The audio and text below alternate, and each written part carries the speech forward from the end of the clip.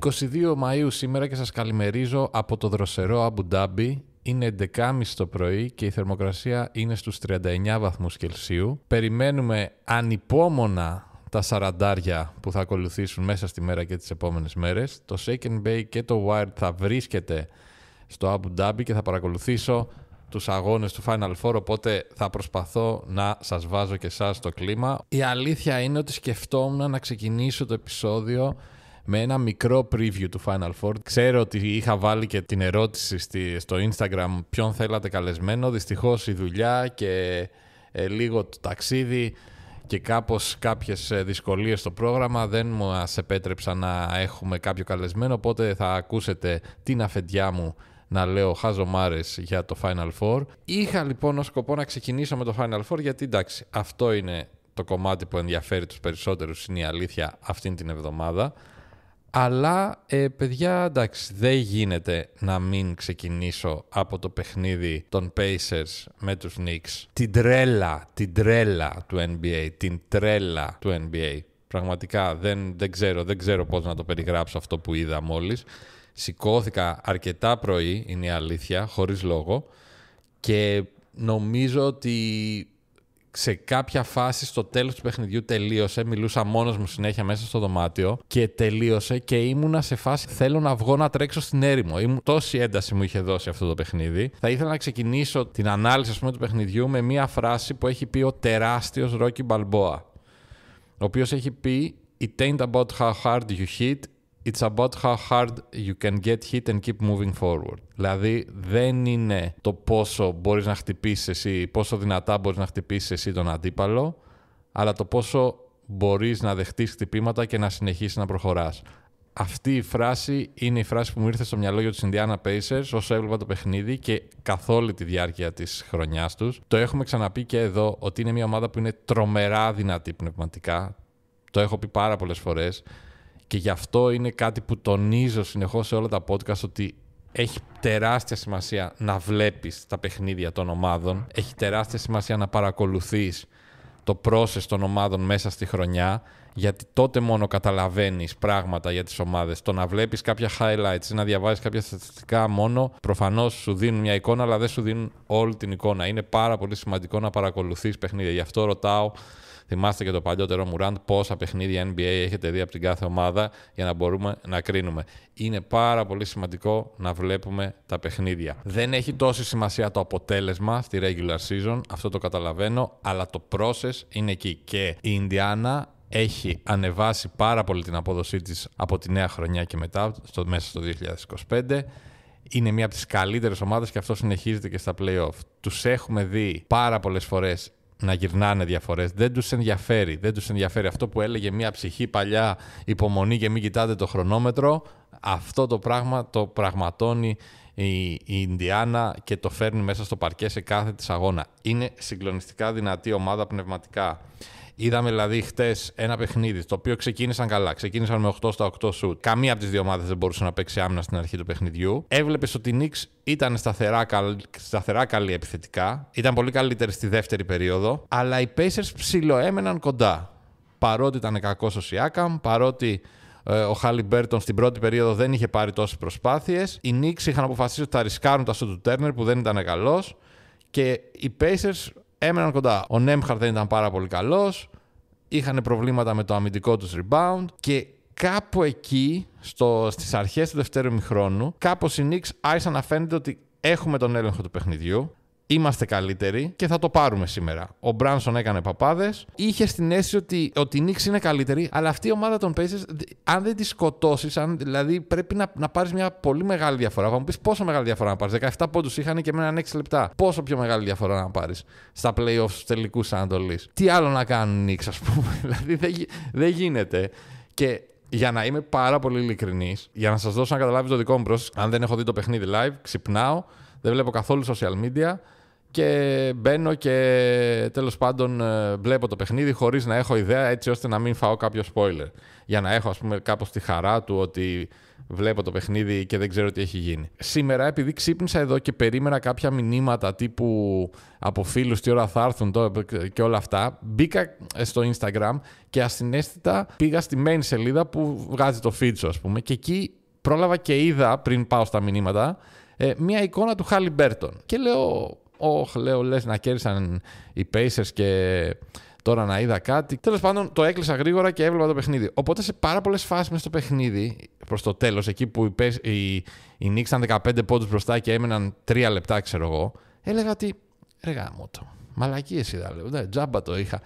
Αλλά υπάρχει αυτό στο League Pass, όταν το βλέπεις από το κινητό, ότι σου φαίνεται πόσο διαρκεί το παιχνίδι. Και έβλεπα ότι ήμασταν στα 3 λεπτά πριν το τέλος του παιχνιδιού και είχε ακόμα 35 λεπτά streaming. Και λέω, ρε γάμο το, πώς το διάλογο γίνεται να γύρισεις αυτό το παιχνίδι. Πάρα πολλές φορές είπα στον εαυτό μου, πώς το διάλογο γίνεται να γύρισεις αυτό το παιχνίδι. Είμαι σίγουρος ότι το ίδιο σκεφτόντουσαν όλοι στο Madison Square Garden, όπου όταν οι Pacers άρχισαν να κάνουν ανατροπή, ένιωσες ότι άνοιξε ένα παράθυρο όπως το αεροπλάνο και ρουφήχτηκε όλος ο αέρας. Δεν άκουγες τίποτα. Υπήρχαν στιγμές που δεν άκουγες τίποτα σε ένα τεράστιο γήπεδο, το οποίο μέχρι τότε παλόταν από την ένταση και από τους πανηγυρισμούς. Ήτανε πραγματικά συγκλονιστικό το πώς κλείνουν το παιχνίδι οι Pacers.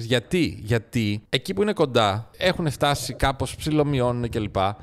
Και φεύγει ο Μπράνσον με 5ο φάουλ. Και εκεί λες ότι πω τώρα εδώ οι Knicks καταραίουν, οι Pacers θα βρούνε τους Knicks μπόσικους, δεν είχαν και ιδιαίτερο ρυθμό οι άλλοι στην επίθεση πέραν του Μπράνσον, οπότε εδώ είμαστε. Και εκεί έχουμε 5-0 το Anunoby, σερί, κακό φάουλ στον McBride σε τρίποντο, βάζει τις 2 βολές, κακό φάουλ του Νίσμιθ σε τρίποντο στον down, βάζει 3 βολές και κάνουν ένα 12-0. Οι Knicks και ξεφεύγουν εντελώς. Και εκεί λες ότι εντάξει.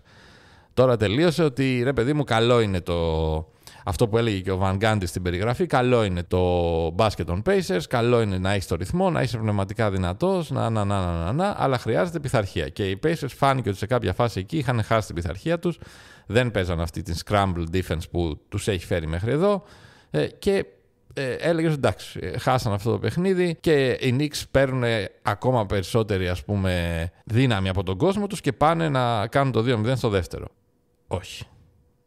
Όχι. Είδαμε τους Pacers να επαναφέρουν αυτή τη scramble defense που έχουν, να μην ψοφάνε. Ο Νίσμιθ έχει κάνει απίστευτα πράγματα.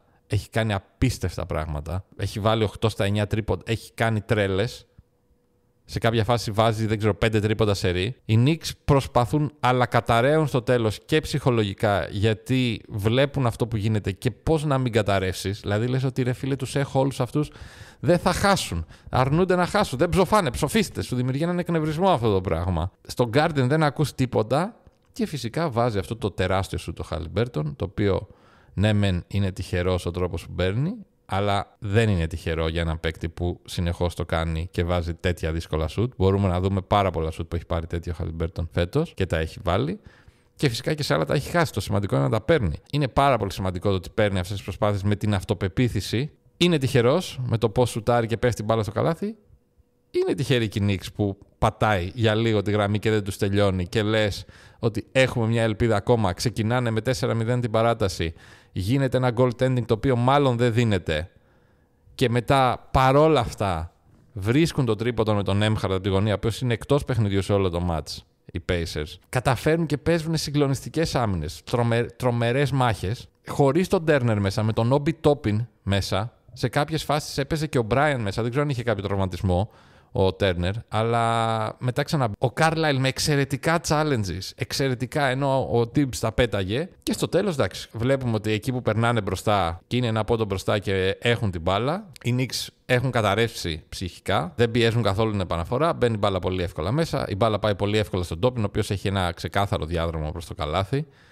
Φοβόντουσαν τόσο πολύ για τα τρίποντα προφανώς που είχαν δεχτεί, οπότε αφήνουν ένα ξεκάθαρο διάδρομο προς το καλάθι. Ο Toppin βάζει ένα από τα πιο δύσκολα και σημαντικά καρφώματα. Δεν γίνεται να βάλεις αυτό το κάρφωμα. Double clutch κάρφωμα που του χτυπάει ο Bridges στο χέρι, είναι end one κανονικά. Εξαιρετικής δυσκολίας κάρφωμα. Και φυσικά η στιγμή του αγώνα για μένα δεν είναι ούτε το shoot του Haliburton, ούτε το choke που κάνει και δείχνει μάλλον το Reggie Miller. Κάποιοι λένε ότι δείχνει το Reggie Miller, κάποιοι άλλοι λένε ότι έδειχνε το Larry David από το Curb Your Enthusiasm, ο οποίος μιλούσε συνέχεια. Αλλά δεν είναι ούτε το choke, η στιγμή του αγώνα που είναι το τελείως dismissive και υποτιμητικό από τον τεράστιο Tyrese Haliburton, είναι που έχει 0,2, έχει την επαναφορά η Ινδιάνα και τη δίνει απλά στα χέρια του Towns, ότι τύπου πάρτι και κάντε τι θέλεις. Γιατί ο Towns είχε beef πριν με τους παίκτες της Ινδιάνα. Μιλούσε πάρα πολύ καθ' όλη τη διάρκεια του αγώνα. Δεν ξέρω. Είναι τρομερό αυτό το πράγμα που έχει η Ινδιάνα. Είναι πάρα πολύ καλή ομάδα. Ο Καρλάιλ είναι ένας πάρα πολύ καλός προπονητής. Κέρδισαν ένα παιχνίδι που ο πάγκος τους δεν έπαιξε καλά. Έκανε συνεχώς rotation και προσπαθούσε να βρει το συνδυασμό που θα δούλευε. Ο Νίσμιθ έχει εξελιχθεί τρομερά. Δίνω props στον αδερφό μου τον Ντόμ, ο οποίος το έλεγε από τις μέρες που ήταν στους Celtics. Δεν είχε βρει δυστυχώς εκεί το χώρο για να εξελιχθεί. Έπρεπε να πάρει τις ευκαιρίες στην Ινδιάνα. Είναι σαν ντουλάπα στην άμυνα. Τρομερό ξύλο, τρομερό intensity, τρομερό physicality.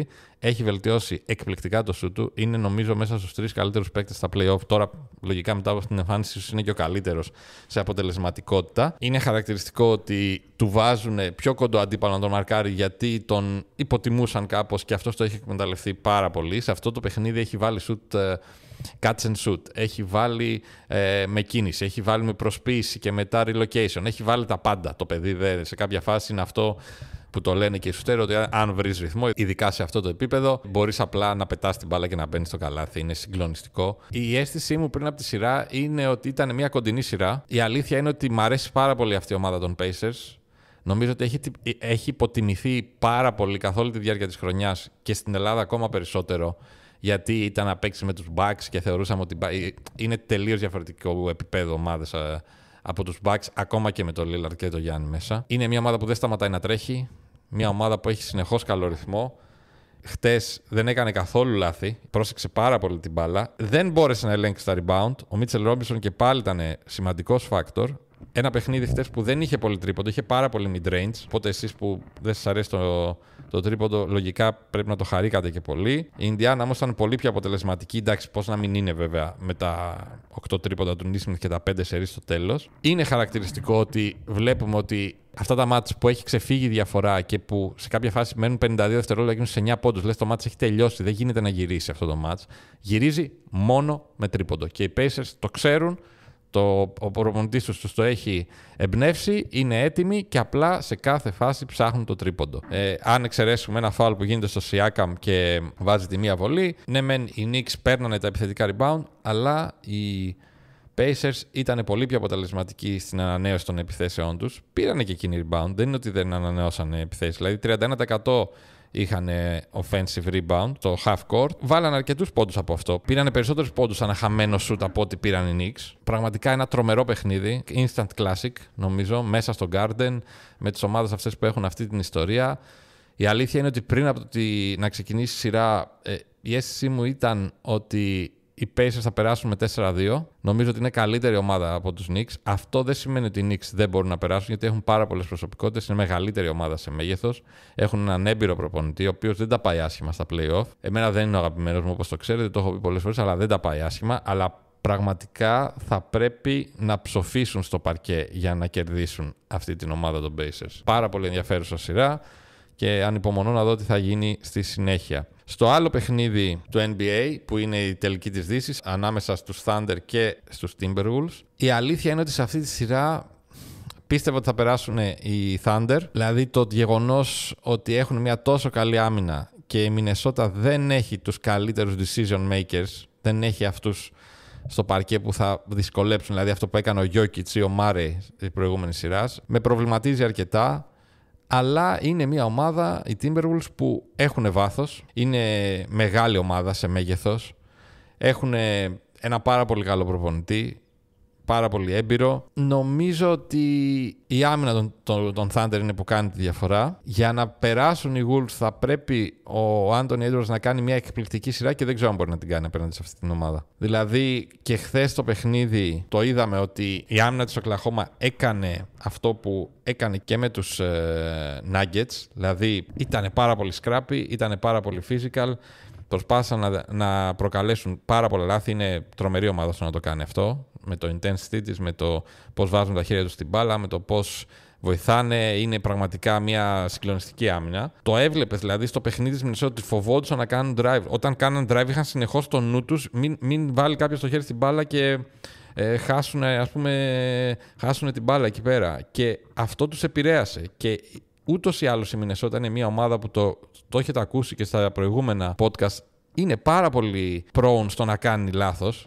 Έχει αυτή την τάση, δεν προσέχει πολύ την μπάλα και το βλέπουμε ότι είναι μια ομάδα που και χθες έκανε πάρα πολλά λάθη, προχθές μάλλον. Είχε το Ράντλ να την κρατάει στην αρχή του παιχνιδιού, ειδικά από το τρίποντο. Οι Thunder έμεναν κοντά γιατί δεν έπαιζαν και εκείνοι πολύ καλά επιθετικά.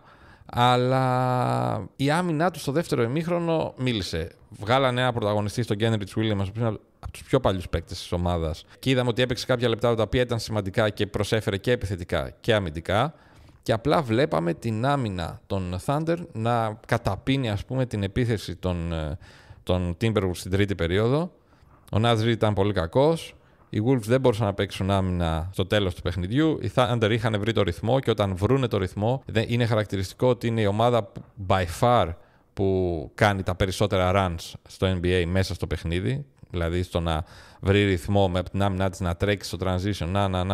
Να. Οι άλλοι δεν είχαν transition, η Μινεσότα καθόλου. Σούταραν πάρα πολλά τρίποντα, 21 από τη γωνία. Αντίθετα, οι Thunder πήγανε πάρα πολύ στο mid-range και κοντά στο καλάθι. Δεν φοβήθηκαν τον Γκομπέρ. Δεν ήταν πολύ αποτελεσματικοί βέβαια σε αυτό. Αλλά πηγαίνοντας κοντά στο καλάθι, τι κάνανε? Κάνανε collapse πάνω τους στην άμυνα της Μινεσότα και έβρισκαν έτσι ευκαιρίες.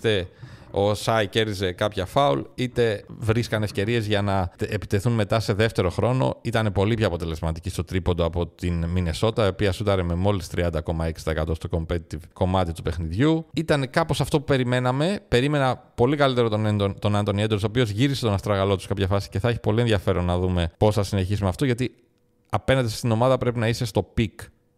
Αν θέλεις να είσαι καλός. Εντάξει, νομίζω ότι ο Naz Reid δεν θα είναι ξανά τόσο κακός. Νομίζω ότι ο Ντιβιτσέντζο θα είναι πιο έστοχος από το 3 στα 12 τρίποντα που κάποια ήταν και πολύ καλά.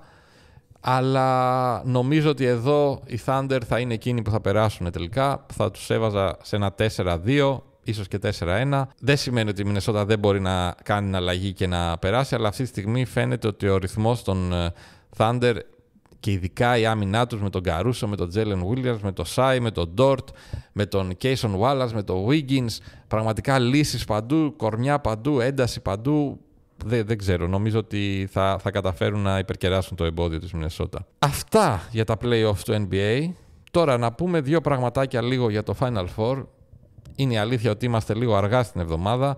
Είναι Πέμπτη, τα έχετε ακούσει όλα, τα έχετε διαβάσει όλα, είστε πανέτοιμοι, είμαι σίγουρος. Θα προσπαθήσω να είναι περισσότερο πράγματα από εδώ που θα μπορώ να σας μεταφέρω, από το γήπεδο, από το Abu Dhabi, το οποίο είναι πραγματικά γεμάτο με Έλληνες. Όλα τα αεροπλάνα χθες ήταν γεμάτα με Έλληνες στο αεροπλάνο. Ξέρω ότι περισσότεροι έρχονται σήμερα, κάποιοι έρχονται και αύριο. Έχω μια ανυπομονησία, για να είμαι ειλικρινής, για το πώς θα είναι η φάση στο γήπεδο. Δεν ξέρω, μου φαίνεται ότι ούτε οι άνθρωποι από το Abu Dhabi που επέλεξαν την EuroLeague για να έρθουν εδώ, αλλά ούτε και η EuroLeague ξέρει ακριβώς που έρχεται.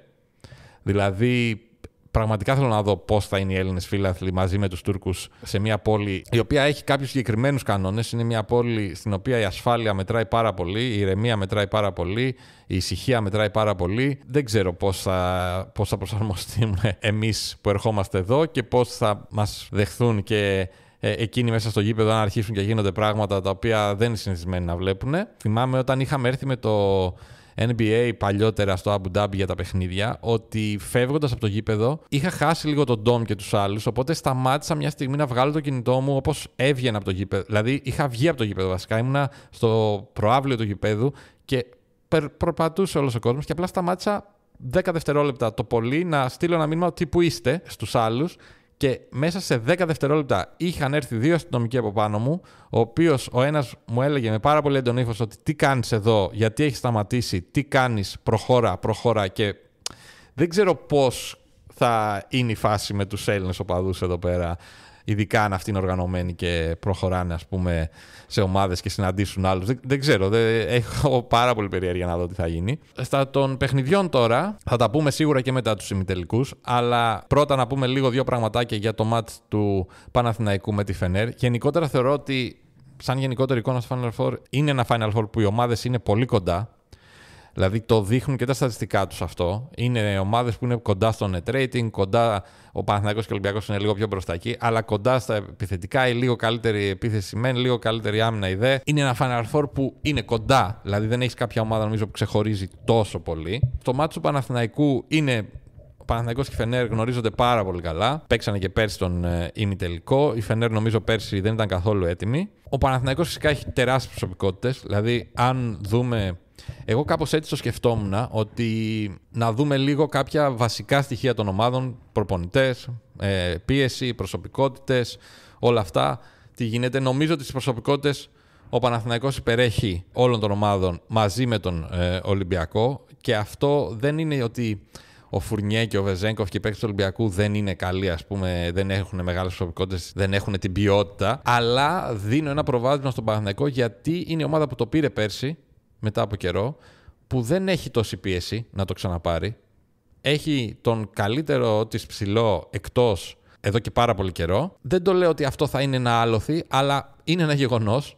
Δηλαδή, όταν δεν έχεις τον καλύτερο σου ψηλό και ίσως τον πιο σημαντικό παίκτη πέρσι μαζί με τον Αν, στο πώς οργανώνεται η άμυνα, είναι καταλήτης ο Ρεσόρς, ακόμα και στο επιθετικό κομμάτι ήταν πάρα πολύ σημαντικός. Δηλαδή, μου φαίνεται ότι ο Παναθηναϊκός δεν φέρει τόση πίεση στο Αμπου Ντάμπι. Το πήρε πέρσι, αν το πάρει φέτος είναι OK.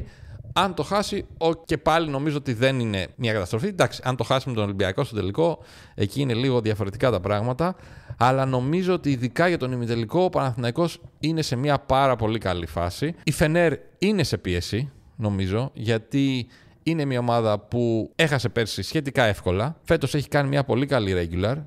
Και νομίζω ότι την πίεση εκεί δεν την έχει τόσο η ομάδα όσο ο Σάρας. Ο Σάρας είναι ένας προπονητής που, όπως το ξέρουμε, έχει κάνει πάρα πολύ καλές regular, έχει πάει σε πάρα πολλά Final Four. Δεν έχει καταφέρει στο Final Four να δείξει αυτό που περιμένουν οι οπαδοί, ας πούμε, των ομάδων του, και δεν έχει καταφέρει να εμπνεύσει την ομάδα του. Αυτό το overcoaching στις δύσκολες στιγμές έφερε τις ομάδες του να μην μπορούν να πάρουν τις σωστές αποφάσεις, δηλαδή να μην μπορούν να έχουν το περιθώριο οι παίκτες για να δημιουργήσουν. Ήταν αυτό, ήταν ότι κάποιοι παίκτες δεν ήταν στο ύψος των περιστάσεων. Εγώ νομίζω ότι ήταν περισσότερο το πρώτο, δηλαδή όταν έχεις ένα τόσο ασφικτικό έλεγχο πάνω στην ομάδα σου, δεν μπορεί μετά στα κρίσιμα να ζητάς από τους παίκτες σου να ξαφνικά να βγάλουν τη μεγάλη προσωπικότητα και να βγάλουν αυτό το μεγάλο ταλέντο, ας πούμε, που σίγουρα έχουν για να είναι σε αυτό το επίπεδο, και να παίξουν το παιχνίδι, να πάρουν τις αποφάσεις που είναι να πάρουν για να κρίνουν ένα ημιτελικό ή ένα τελικό. Νομίζω ότι εκεί ήταν λίγο φάουλο ο Σάρας, δεν ξέρω αν το έχει βελτιώσει αυτό. Έχω την αίσθηση ότι το έχει βελτιώσει λίγο φέτος.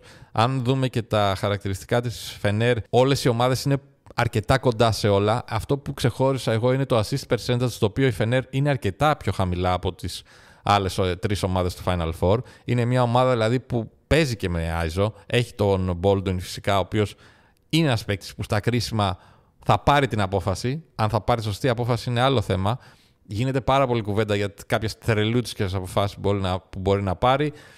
Εντάξει, αυτό σίγουρα είναι ένα χαρακτηριστικό αυτού του παίκτη. Εγώ διαφωνώ, νομίζω ότι είναι. Ότι το λέμε και λίγο καθ' υπερβολή, γιατί μας αρέσει αυτό το να λέμε ότι το σκεπτόμενο και το τέτοιο και έκανε αυτή την πάσα κλπ. Νομίζω ότι ο Baldwin στις ομάδες του ήταν ένας παίκτης που έπρεπε να πάρει αποφάσεις και τις έπαιρνε, και αυτό είναι ένα πάρα πολύ σημαντικό χαρακτηριστικό για εμένα. Νομίζω ότι έχει οριμάσει πλέον λίγο, δεν ξέρω αν θα μπορέσει να κρίνει ένα τελικό ή ένα τελικό με τις θετικές αποφάσεις, αλλά νομίζω ότι η Φενέρ φέτος είναι κάπως πιο ψύχρεμη. Σε αυτό το ζευγάρι του ημιτελικού θεωρώ ότι έχει την πίεση εκείνη με το μέρος της. Όλα αυτά τώρα ελπίζω να καταλαβαίνουμε ότι τα λέω ότι είναι μικρές οι διαφορές. Δηλαδή δεν είναι ότι ο Παναθηναϊκός θα μπει χαλαρή, λέει έλα μωρέ το πήρα πέρσι και εντάξει στα αρχίδια μας τώρα. Αλλά στο 51-49, στο 60-40, αυτό εννοώ. Νομίζω ότι στον πάγκο είναι ένα πολύ ισορροπημένο ζευγάρι η Φενέρ με τον Παναθηναϊκό, και ο Σάρας και ο Αταμάν είναι πάρα πολύ έμπειροι προπονητές πλέον. Έχουν επιτυχίες, έχουν πάρει τρόπαια, έχουν βρεθεί σε Final Four, μπορούν να διαχειριστούν οποιαδήποτε κατάσταση τους παρουσιαστεί. Νομίζω ότι το προβάδισμα του Παναθηναϊκού στις προσωπικότητες, το είπα και πριν, είναι χαρακτηριστικό σε αυτό το ζευγάρι. Αλλά αυτό που έχει λίγο η Φενέρ, το οποίο δεν το έχουν τόσο άλλες ομάδες, είναι ότι ματσάρει πάρα πολύ καλά στα forwards. Η δύναμη του Παναθηναϊκού εν τη απουσία του Λεσόρ είναι στα forwards. Ο Χουάντσο και ο Όσμαν έχουν κάνει τρομερές χρονιές και οι δύο. Το έχουμε δει. Ο Όσμαν ήταν ο καλύτερος παίκτης του Παναθηναϊκού στα play-off με την ΕΦΕΣ. Η Φενέρ με τον Κόλσον και τον Χέρις Ντέιβις έχει την δυνατότητα να ματσάρει αυτό το intensity. Έχει τη δυνατότητα να ματσάρει το πιο χαμηλό σχήμα του Παναθηναϊκού με το Μίτογλου στο 5. Έχει αυτό το versatility. Δεν εξαρτάται τόσο πολύ από τους ψηλούς της, γιατί δεν έχει και τόσο καλούς ψηλούς. Αλλά έχει την δυνατότητα να το κάνει αυτό το πράγμα. Θα έχει ενδιαφέρον να δούμε πώς θα παρουσιαστούν οι Αμερικανοί της ΕΦΕΣ που είναι στα guard, ο Hall και ο McCollum. Είχαμε δει ότι στο παιχνίδι στο ΆΚΑ ειδικά είχαν χτυπήσει πάρα πολύ το Σλούκα. Ο Γιασκεβίτσιος, όπως ξέρουμε, είναι ένας προπονητής που χτυπάει πάρα πολύ τα mismatch, τα κυνηγάει συνεχώς, ίσως και υπερβολικά πολλές φορές. Αλλά είχαν χτυπήσει πάρα πολύ το Σλούκα και ο Χόλ ειδικά είχε κάνει ένα καλό παιχνίδι, αν θυμάμαι καλά. Οπότε θα έχει ενδιαφέρον αυτό. Θεωρώ ότι ο Παναθηναϊκός θα περάσει. Θεωρώ ότι ο Παναθηναϊκός θα βρίσκεται στον τελικό. Δεν θεωρώ ότι θα είναι τόσο εύκολο όσο πέρσι. Η Φενέρ είναι πιο έμπειρη, η Φενέρ είναι πιο σκληρή λίγο φέτος και έχει αυτό το ότι έχει χάσει 4 φορές το Παναθηναϊκό συνεχόμενες, δεν θέλει να χάσει και πέμπτη, ειδικά σε έναν ημιτελικό που μπορεί να της χαρίσει ένα τίτλο. Στο άλλο ζευγάρι τώρα, ο Ολυμπιακός είναι η ομάδα που έχει τη μεγαλύτερη πίεση, φυσικά, στο Final Four. Ο Ολυμπιακός έχει ξεκινήσει τη χρονιά του φέτος ξέροντας ότι θα είναι επιτυχημένος μόνο εάν πάρει την Ευρωλίγκα. Δεν μπορεί μια ομάδα, και θα το λέω, το έχω πει άπειρες φορές στο NBA, το έχω πει άπειρες φορές και για άλλα αθλήματα, δεν γίνεται μια ομάδα να είναι επιτυχημένη μόνο εάν πάρει έναν τίτλο ο οποίος κρίνεται σε ένα παιχνίδι. Έχουμε την αίσθηση συνεχώς να λέμε ότι το μπάσκετ είναι ένα δίκαιο άθλημα και στο μπάσκετ κερδίζει πάντα ο καλύτερος και τέτοια. Όχι, δεν ισχύει αυτό. Είναι πάρα πολύ μακριά από την πραγματικότητα. Ειδικά όταν μιλάμε για ένα παιχνίδι. Μπορείτε να ρίξετε μια ματιά στο βιβλίο του Thinking Basketball που αναλύει ότι ακόμα και στις σειρές του NBA που είναι στα 7 παιχνίδια πόσο variance έχει αυτό το πράγμα, πόσο παίζει ρόλο η τύχη, να το πω εισαγωγικά, η τύχη, η μέρα, αυτό που λέμε. Τώρα θα μου πεις, ρε Μάνο, ήρθες εσύ εδώ τώρα να δικαιολογήσεις τα τέτοια του Ολυμπιακού που έχει χάσει 3 Final Four και είναι όλο αυτό. Ναι, ήρθα να δικαιολογήσω αυτό. Καταλαβαίνω την πίεση, γιατί το πήρε πέρσι ο Παναθηναϊκός, γιατί υπάρχει όλο αυτό το πράγμα με το ότι φτάνουμε στο Final Four ως Ολυμπιακοί και δεν παίρνουμε τον τίτλο και όλα αυτά. Αλλά παιδιά, έτσι είναι ο αθλητισμός. Δεν κερδίζει πάντα ο καλύτερος. Κάποιες φορές κερδίζει ο καλύτερος, εννοείται. Αλλά ειδικά όταν κρίνεται ένας τίτλος σε ένα παιχνίδι, μπορεί σε εκείνο το παιχνίδι να είναι κάποιος άλλος ο καλύτερος. Είναι πάρα πολύ απλό αυτό. Δεν νομίζω ότι μπορεί μια ομάδα να μπαίνει σε μια χρονιά και να λέει ότι είμαι πετυχημένος μόνο αν πάρω το πρωτάθλημα. Αλλά υπάρχουν αυτά. Δεν υπάρχει μόνο στην Ευρώπη, υπάρχει και στο NBA. Δηλαδή, όταν οι Spurs χάσανε το πρωτάθλημα από τους Heat, τότε με το όντας 3 πόντους μπροστά και με το tip του Boss και το τρίποντο του Ray Allen, ο μόνος τρόπος για να εξηλαιωθούν για αυτό το πράγμα ήταν την επόμενη χρονιά να πάνε και να κερδίσουν τους Heat, όπως φυσικά και το έκαναν. Οπότε θέλει τεράστια πνευματική δύναμη, θέλει να είσαι πάρα πολύ συγκροτημένος στο παιχνίδι σου, θέλει να είσαι και τυχερός, θέλει να είσαι και ικανός φυσικά. Και θέλω να πω ότι αυτές τις στιγμές υπάρχουν φυσικά στον αθλητισμό και είναι χαρακτηριστικό ότι υπάρχουν και για τον Ολυμπιακό τώρα εδώ. Ο Ολυμπιακός λοιπόν κουβαλάει αυτή την πίεση. Τέλος πάντων, αυτό που είπα πριν ισχύει και για χρονιές, ας πούμε, που το πήρε ο Ολυμπιακός. Δηλαδή, όταν ο Ολυμπιακός το πήρε απέναντι στη ΖΕΣΕΚΑ, δεν ήταν ο Ολυμπιακός η καλύτερη ομάδα της χρονιάς. Οπότε αυτό το πράγμα που λέμε όλοι, εδώ τώρα ξαφνικά έχει γίνει ένα κύμα, το διαβάζω στα social κλπ. Ότι ναι, και το Final Four είναι άδικο και τέτοια επειδή δεν το παίρνει ο πρώτος κλπ. Ναι, παιδιά, πάντα ήταν άδικο το Final Four. Δεν είναι άδικο όταν δεν το παίρνει, ας πούμε, η ομάδα μας. Είναι άδικο πάντα, αν θέλετε να το πούμε. Είναι άδικο. Άδικο μέσα εισαγωγικά, γιατί έχεις το premise της ταινίας, έχεις το premise, ας πούμε, του συστήματος και με αυτό πρέπει να παίξεις. Δεν γίνεται. Και οι άλλοι έτσι με αυτό παίζουν. Δηλαδή, και άλλοι πρώτοι που βγήκανε δεν το πήραν. Τι να κάνουμε τώρα. Έτσι είναι. Αν μου λέτε αν πρέπει να αλλάξει, ναι, θεωρώ ότι πρέπει να αλλάξει. Γιατί όντως, εγώ συμφωνώ εδώ και πάρα πολλά χρόνια με αυτό που λέει ο Ιτούδης, ότι δεν γίνεται να βγαίνει μια ομάδα πρώτη και να μην της δίνεις ένα πλεονέκτημα. Δηλαδή να πηγαίνει στο Final Four σε μια έδρα η οποία είναι ουδέτερη ή πολλές φορές είναι η έδρα μιας από τις ομάδες που είναι στο Final Four και δεν ήταν η πρώτη. Ας πούμε. Δηλαδή δεν είναι ότι αυτός που θα βγει πρώτος θα πάρει και τη διεξαγωγή του Final Four. Αυτό το θεωρώ άδικο, να βγαίνει μια ομάδα πρώτη αν μην έχει ένα πλεονέκτημα. Αλλά έτσι είναι το σύστημα εδώ και πάρα πολλά χρόνια. Οπότε δεν έχει νόημα νομίζω να το συζητάμε αυτό, εκτός αν θέλουμε να το συζητήσουμε για να αλλάξει το σύστημα. Γιατί κάπως νιώθω ότι αυτές οι κουβέντες έρχονται στην επιφάνεια όταν δεν το παίρνει η ομάδα μας. Δηλαδή ότι και αυτό κάνει απλά φυσικά στους φίλους του Ολυμπιακού κυρίως τώρα, γιατί οι φίλοι του Παναθηναϊκού που δεν έχουν πάει στο τελικό το έχουν πάρει. Δεν καταλαβαίνω αυτή την κουβέντα, μου φαίνεται πάρα πολύ άτοπη. Σε κάθε περίπτωση, επιστρέφω λίγο τώρα, το τρένο thought μου με πήγε αλλού, αλλά επιστρέφω στο ότι ο Ολυμπιακός έχει τη μεγαλύτερη πίεση, εντάξει, απέναντι στην Μονακό. Η Μονακό δεν έχει τόση πίεση. Αυτό δεν σημαίνει ότι δεν θέλει να πετύχει. Ξέρουμε ποιος είναι απέναντι. Και ο Σπανούλης, και ο Τζέιμς, και ο Τάις. Είναι παίκτες που τρέφονται από την επιτυχία, τρέφονται από την νίκη. Αν κάποιος περιμένει ότι ο Ολυμπιακός θα μπει και θα σβηστά, θα πάρει ένα ημιτελικό, νομίζω ότι θα είναι πολύ λάθος αυτό. Επίσης, αυτό το κομμάτι μου φαίνεται πάρα πολύ άσχημη η κριτική που ασκείται στο Σπανούλη για τις δηλώσεις του που είπε ότι εγώ θέλω να πηγαίνω στον τελικό και να το παίρνω. Θέλω να πηγαίνω στο Final Four και να το παίρνω και δεν πάω για τη συμμετοχή. Κάποιοι το πήραν ότι το λέει για να την πει στον Ολυμπιακό κλπ. Αρχικά και αυτό να είναι, καλά κάνει. Είναι ο προπονητής μιας άλλης ομάδας απέναντι στον Ολυμπιακό και προφανώς θέλει να παίξει mind games ως προς αυτό το κομμάτι. Δεν γίνεται δηλαδή, ή θέλει να εμπνεύσει την ομάδα του, ή θέλει τέλος πάντων οτιδήποτε μπορεί να θέλει ένας προπονητής. Είναι αυτός ο ρόλος του. Τελείωσε. Σε δεύτερη ανάγνωση, αυτό που λέει είναι πάρα πολύ λογικό. Όταν πας σε ένα Final Four, ο στόχος δεν είναι απλά να πεις ότι πήγα και συμμετείχα. Ο στόχος είναι να τον πάρεις. Είναι διαφορετική κουβέντα το ότι αν θα είσαι αποτυχημένος αν δεν το πάρεις ή αν θα είσαι επιτυχημένος μόνο αν το πάρεις. Σε αυτό διαφωνώ. Απολύτως. Για μένα είναι η αλήθεια, έχει τεράστια σημασία το να βρίσκεσαι κάθε χρόνο σε ένα Final Four, το να βρίσκεσαι κάθε χρόνο σε ένα τελικό, το να βρίσκεσαι στους τελικούς του NBA. Είναι μεγάλη επιτυχία. Δεν είναι δεδομένο αυτό το πράγμα. Και το βλέπουμε και αυτά τα χρόνια στο NBA. Είναι πάρα πολύ σημαντικό να βρίσκεσαι συνεχώς σε ένα επίπεδο. Καταλαβαίνω φυσικά τον αντίλογο που λέει ότι ναι, ρε φίλε, να μην το πάρω ποτέ, να το πάρω, ξέρω εγώ, μία στις 10. Ναι, όχι, δεν είναι το καλύτερο αυτό σενάριο. Προφανώς. Δείχνει κάτι και για την ομάδα, δείχνει κάτι και για τον προπονητή και για τους παίχτες κλπ. Αλλά όταν ένα παιχνίδι μπορεί να κρυθεί στο shoot, δεν μπορείς σε αυτό το παιχνίδι να πας και να πεις ότι ναι, ξέρω εγώ, είμαι τόσο πια χειρότερος ή απέτυχα ή το ένα ή το άλλο. Μου φαίνεται υπερβολική η δήλωση αυτό. Αυτό είναι το μόνο. Αλλά μου φαίνεται τελείως χαζό να βρίζει κάποιος ή να κρίνει το Σπανούλη που το είπε αυτό.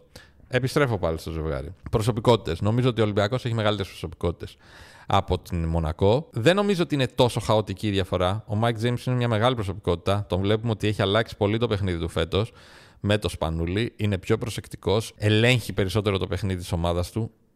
Έχει τον Dice. Είναι πάρα πολύ σημαντικός παίκτης ο Τάις. Η Μονακό γενικότερα μέσα στη χρονιά ήταν μια ομάδα που ούτε είχε τόσο καλό έλεγχο στα rebound, ούτε πήγαινε τόσο πολύ στα επιθετικά rebound. Είχε φυσικά ένα θέμα με το spacing όταν ήταν μέσα ο Τζαϊτέ. Δεν είχε αυτή την ευελιξία σε άμυνα και επίθεση, ας πούμε, να το πω έτσι, με τους ψηλούς που είχε. Ο Τάις αλλάζει αυτή την εξίσωση. Ο Τάις είναι ένας από τους καλύτερους ψηλούς της EuroLeague και θα πρέπει ο Ολυμπιακός να είναι πάρα πολύ προσεκτικός απέναντί του. Είναι εξαιρετικός αμυντικός, μπορεί να παίξει άμυνα στις αλλαγές, μπορεί να βγει πάνω σε κοντύτερο αντίπαλο. Είναι εξαιρετικός στο πώς διαβάζει το παιχνίδι, τα screen του έχουν γίνει σημείο αναφοράς και στο NBA. Το passing game του είναι ένας πάρα πολύ σημαντικός παίκτης, δένει πάρα πολύ την ομάδα της Μονακό, η οποία φυσικά έχει και άλλους πρωταγωνιστές, το Blossom Game, τον Διαλό, τον Οκόμπο, αλλά ο Ολυμπιακός νομίζω ότι έχει μεγαλύτερες προσωπικότητες. Ο Φουρνιέ είναι προσωπικότητα που μιλάει σε αυτά τα παιχνίδια. Ο Βεζένκοφ είναι προσωπικότητα που μιλάει σε αυτά τα παιχνίδια. Ο Γκος έχει κάνει μια εξαιρετική χρονιά. Ο Walkup με την άμυνά του πάντα είναι κρίσιμος. Μπορεί επιθετικά να μην βοηθήσει. Ο Παπα-Νικολάου έχει τεράστια εμπειρία, το είδαμε και στο μάτς με τη Real το τελευταίο. Ο Πίτερς και αυτός πολύ έμπειρος παίκτης. Μιλουτίνο, Φαλ, όλοι αυτοί είναι προσωπικότητες οι οποίες μιλάνε μέσα στα παιχνίδια. Δεν είναι σίγουρο ότι φυσικά αυτό σου εξασφαλίζει το παιχνίδι. Όπως το είπα και πριν, και πρέπει να το θυμόμαστε πάντα αυτό. Είτε είναι η ομάδα μας, είτε είναι άλλη ομάδα. Μια διοργάνωση που κρίνεται σε ένα παιχνίδι παίζει πάρα πολύ ρόλο το πώς θα βρεθείς εκείνη τη μέρα. Πόσο έτοιμος θα είσαι, πόσο τυχερός θα είσαι, έτσι, πώς θα παρουσιαστείς εκείνη τη μέρα. Νομίζω ότι στο προπονητικό κομμάτι ο Μπαρτζόκας είναι πολύ πιο μπροστά από το Σπανούλη. Λατρεύω το Σπανούλη. Νομίζω ότι θα γίνει πάρα πολύ καλός προπονητής στο μέλλον. Φυσικά έχει ιδέες, φυσικά ξέρει το σύστημα του Ολυμπιακού. Νομίζω ότι δεν έχει ακόμα ξεκαθαρίσει λίγο το παιχνίδι του, πώς θέλει να είναι η ομάδα του ακριβώς. Δηλαδή, είναι αυτό το μετέχμιο του να βρει λίγο να κλικάρουν κάποια πράγματα μέσα του. Έχει ελέγξει το παιχνίδι της Μονακό σε μεγάλο βαθμό, το έχει ηρεμήσει, το έχει σετάρει καλύτερα, αν μπορώ να το πω έτσι. Φυσικά είναι μια τεράστια προσωπικότητα που ξέρει απολύτως τις απαιτήσεις ενός Final Four. Οπότε στο ψυχολογικό κομμάτι είμαι σίγουρος ότι είναι πάρα πολύ έτοιμος. Αλλά και ο Μπαρτζόκας είναι ένας εξαιρετικός προπονητής. Τεράστια εμπειρία. Κουβαλάει όλη τη χρονιά αυτή την πίεση. Νομίζω ότι σε κάποια σημεία τον έχει λυγίσει, αλλά περιμένω ότι θα έχει έτοιμη την ομάδα στο Final Four. Και νομίζω ότι και από αυτό το ζευγάρι ο Ολυμπιακός μάλλον θα περάσει. Νομίζω ότι δεν θα είναι εύκολο το παιχνίδι καθόλου. Νομίζω θα πρέπει να είναι πάρα πολύ ψύχρεμος ο Ολυμπιακός. Νομίζω θα παίξει ρόλο το αποτέλεσμα του πρώτου αγώνα. Αν έχει περάσει ο Παναθηναϊκός, ο Ολυμπιακός θα έχει το must ότι πρέπει να περάσω. Αλλιώς, ας πούμε, τα πράγματα καταστράφηκαν. Νομίζω λοιπόν ότι υπάρχουν πολλά πραγματάκια που μπορεί να παίξουν ρόλο μέσα στο παιχνίδι. Αλλά νομίζω ότι εν τέλει θα έχουμε ελληνικό τελικό. Και η αλήθεια είναι ότι όλη τη χρονιά δεν τον ήθελα καθόλου τον ελληνικό τελικό. Δεν τον ήθελα καθόλου γιατί με την ακραία τοξικότητα, με όλη την κουβέντα για την διαιτησία, με τους τελικούς που έρχονται μετά. Και ως Ολυμπιακός δεν θα ήθελα μια ομάδα που έχει ήδη πίεση να της προσθέσω και την πίεση ότι κοίτα, πρέπει να κερδίσεις τον Παναθηναϊκό που είναι ο πρωταθλητής Ευρώπης και που αν χάσεις θα πάρει το δεύτερο σερί. Αλλά η αλήθεια είναι ότι όσο πέρναγε ο καιρός και τώρα που βρίσκομαι στο Αμπου Ντάμπι, ας πούμε, και σαν φίλαθλος του Ολυμπιακού, αλλά και σαν Μάνος, δηλαδή που ασχολούμαι με τον μπάσκετ κλπ. Και σαν εξωτερικός απλά παρατηρητής, άνθρωπος που δεν έχει να κάνει με τον μπάσκετ, θεωρώ ότι πρέπει να γίνει ο ελληνικός τελικός. Είναι κάτι που δεν έχει γίνει ποτέ. Κουβαλάει ένα βάρος από πάνω του, ότι πω μαλάκα τι θα γίνει, και αν χάσουμε από τον έναν, και αν χάσουμε από τον άλλον, και αν χάσουμε, και τι θα γίνει. Και νομίζω ότι, παιδιά, αυτό που θα γίνει είναι ότι θα καταλάβουν όλοι ότι η ζωή συνεχίζεται. Θα καταλάβουν όλοι ότι η ζωή συνεχίζεται. Μετά από 15 μέρες, μετά από ένα μήνα. Ναι, παιδιά, είναι απλά ένας αγώνας μπάσκετ. Συμφωνώ, ο αθλητισμός είναι πολύ σημαντικός, μας δίνει συγκινήσεις, μας δίνει πράγματα, αλλά δεν έχουν να κάνουν με αυτό εδώ τώρα. Νομίζω ότι όλοι θα καταλάβουν ότι κοίτα, χάσαμε από τον Παναθηναϊκό. Ναι, ξέρω εγώ, losers, τέτοιο, μπορεί να φύγει ο Μπαρτζόκας στον Ατάλο, η ζωή συνεχίζεται. Χάσαμε από τον Ολυμπιακό και μας κέρδισε στο πρώτο τελικό και τώρα θα έχουν να λένε ότι έχουν πάρει το μόνο ελληνικό τελικό και επέστρεψαν και πήραν το ευρωπαϊκό, ενώ πέρσι εμείς κάναμε το τέτοιο. Ναι, η ζωή συνεχίζεται. Η ζωή συνεχίζεται. Το μπάσκετ δεν είναι το πιο σημαντικό πράγμα στη ζωή μας. Αυτή η τοξικότητα που υπάρχει και η σαπίλα και η σκατίλα που διακινείται στα social media και παντού, και όλο αυτό που πραγματικά που ζέχνει αυτό το πράγμα από όλα αυτά τα πράγματα το μπάσκετ, νομίζω ότι το έχουμε ανάγκη σαν κάθαρση. Ότι θα γίνει, θα είναι όποιο είναι το αποτέλεσμα. Ναι, κάποιοι θα είναι στενοχωρημένοι, ναι, κάποιοι θα είναι πολύ χαρούμενοι. Αλλά, παιδιά, η ζωή συνεχίζεται. Και αυτό είναι κάτι που πρέπει να το καταλάβουμε με το μπάσκετ. Και νομίζω ότι μετά θα πέσουν και λίγο πιο. Θα πέσουν οι τόνοι. Οπότε αυτά για σήμερα από το Αμπου Ντάμπι. Λέω να βγω να κάνω μια βολτίτσα τώρα. Not.